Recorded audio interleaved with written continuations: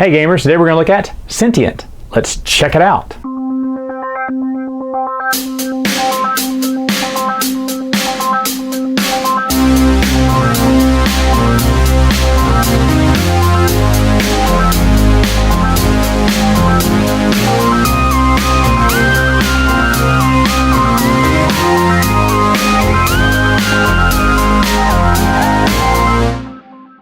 Setup for the game is very simple. What you do is each player would choose one of these tiles and one of these tiles and form them together to make a player board. They'll have a specialty in one of the industries for bots. In this case, I am the Carbon Consortium, and my specialty is in industry. I'll tell you how that comes into play at the end of the game. Anyway, each player is going to get one color of each die. It's going to be nifty neato. These are nice little dice here. They're going to get, and I think these are called agents or something. You're going to get 4 of these little meeples here, and then, of course, 5 of these, and these are called apprentices, and they're going to help you out when programming these robots.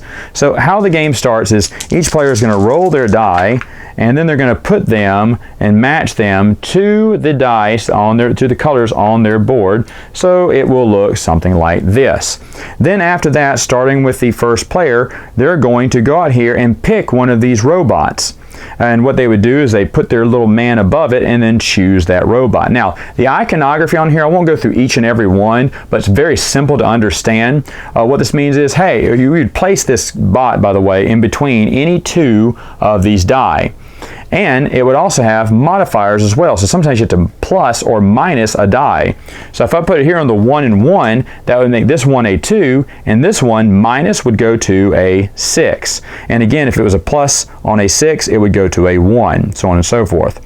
So basically what this card says is, hey, this die over here has to be greater than this die over here. If it is, you'll get 3 victory points, which in my case, it is. Huzzah! 6 plus 2 is bigger, so I'm going to get 3 victory points at the end of this round. And basically that's how it works. For instance, this one, if both dice on either side are 4, you will get 7 points. If they're not, you'll get 2. This one, if you add these 2 dice together and it creates an even number, you'll get 2 victory points. This one, if this die over on this side minus this die over here equals 2, then you'll get 5 points. That'd be pretty good to do here. 2 minus 4 would be 2, so I get 5 victory points. So that's kind of how it works. The rule book basically explains all the iconography, but after the first time you play, you'll pretty much get the hang of it.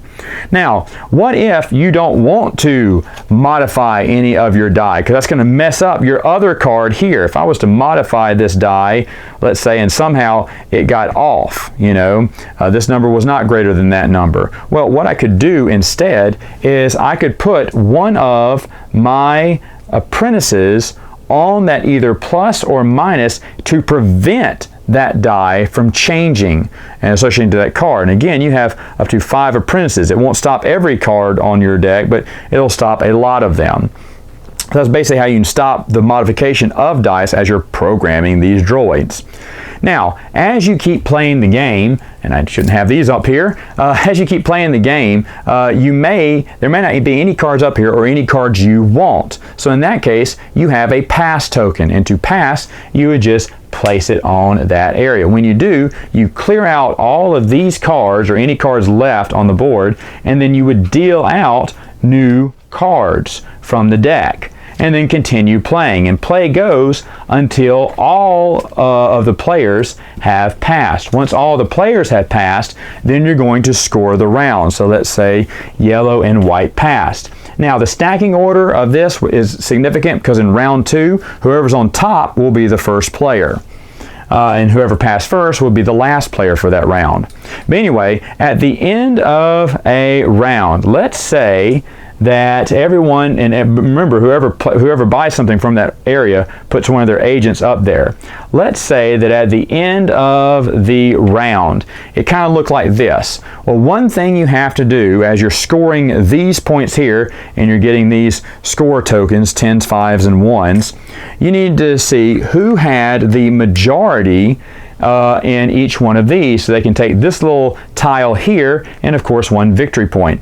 If there is a tie, what you would do is you look over to the next area and see how many are there, and that would be the tiebreaker. So in this case, red would get this and the victory point. Red would get the victory point here again. Red would also get this and the victory point because they have an apprentice here. When you place an agent, you may also take a risk and give up one of your apprentices there to count as a +1. Now you can't just have an apprentice there. You have to always have an agent there with it, and you can't put apprentices there after the fact. So like if I totally have everything the way I wanted programmed, I had 2 extra apprentices, I can't just throw them out in areas like that to see if I can win that majority. No, I have to place it out when I place my little agent out there.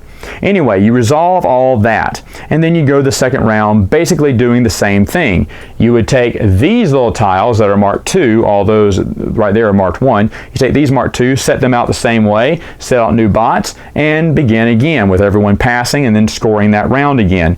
Any bots that are here would be cleared. They'd be put in a pile for later, saved with these little tokens later on, because at the end of the third round, what you're going to do is you're going to do final scoring. And final scoring is very simple. What you're going to do is you're going to multiply any of your cards here. So for instance, you'll multiply any of these tiles times the number of cards, the bots you've created for them. So if I had 2 of these tiles and 4 of these transports, 2 plus 4 is 8 victory points. So you kind of see how it goes here. If I had gotten all 3 of these and I had 4 of these, that'd be 12 victory points. And you would do that for all of the bots and matching tiles that you have. If you don't have one of each, then you can't score it, of course.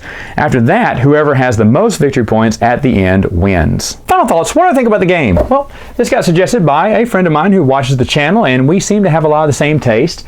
And it costs way too much, and the artwork for me kind of turned me off, which is why I passed it up for so many years, I guess. So I've been out for a few years now. And well, I decided to give it a try because of him, and I traded another game for this one, and I do enjoy this game. There's a lot of options to do. You got to do a lot of programming by getting the cards right. I will be honest though, do not play this with anyone who suffers from AP. I don't suffer from it that much, but even I had to stop for a minute going, whoa man, this is a brain burner of a game, because you're trying to match up all the die, but any cards can affect anything. You want to pay some apprentices up front to win some ties on some of those cards, because those are in-game bonus points, but at the same time you don't want to give any of them away because you may need them. And sometimes you're going, man, how can I get this card to match up with this card to do this card? How can I it can really hurt if you have analysis paralysis. This game may not be for you. Other than that though, the game is very fun. I will admit to this though, the first time you play it, you will be drastically confused. Every time I've played this with either my nephews or my game group, they were so confused. And by the end of the game, they go, oh, I get it. I said, okay, you want to play it again? And we did. And the second time, they got it way faster. And you don't have to look at the rule book as much. The first time, you have to look it up for almost every card. After that, you basically get the gist of what each one means. But surprisingly, a really good game. In Renegade Games, I've noticed, I've been stocking my shelves with a few of these games already. So maybe they're one of the up-and-comers I need to start looking at going forward. But the cost of this online, I think it's way too much online for what they're asking than what you're getting in the game. That's my only complaint about this. If it was cheaper, maybe even half the cost. I hate to say it, but a $20 game, yes, this is. Is it $30? Ooh, if you really like it, yes. For me, probably only worth $20, but I got it in a trade, so it doesn't matter. For you, it may be worth the $55 or whatever people are asking for this. But to be honest, to break it back down to my original review here, great game, really fun. I do enjoy it. All right, folks, that's it for now. Until next time, game on.